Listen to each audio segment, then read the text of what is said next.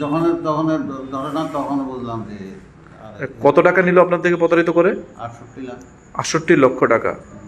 মানে কাউকে কি চিনতেন? না, মানে মানে কয় দফায় আপনার কাছ থেকে টাকাগুলো নেওয়া হয়েছে? 3 দফায়। 3 দফায়।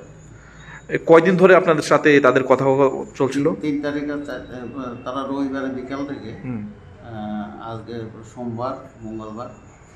এই যে এই বিষয়গুলো কি আপনার পরিবার জানতো?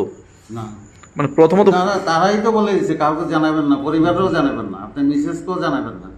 তাইলে কিন্তু আমাদের ইনভেস্টিগেশনে মানে নানা রকম অসুবিধা হতে পারে। আর লিক আউট হয়ে গেলে অনেক সময় এরকম মার্ডার হয়েছে, খুন করছে, কারণ এরা তো ক্রিমিনাল।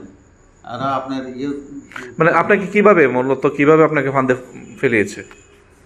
ওইটা এই যেটা বললাম এইভাবে ফাঁদে ফেলেছে, মানে যে নানা হইতে পারে, আপনার জেল জরিমানা হইতে পারে যদি আপনি ন্যাশনাল সিক্রেট অ্যাক্ট যদি ভঙ্গ করেন, আপনি কাউকে জানাইলে পর আপনার মিসেসও জানাবেন না। এবং আপনার মিসেস জানালে অনেক সময় তারা টেনশানে হয়ে অনেক কিছু করে।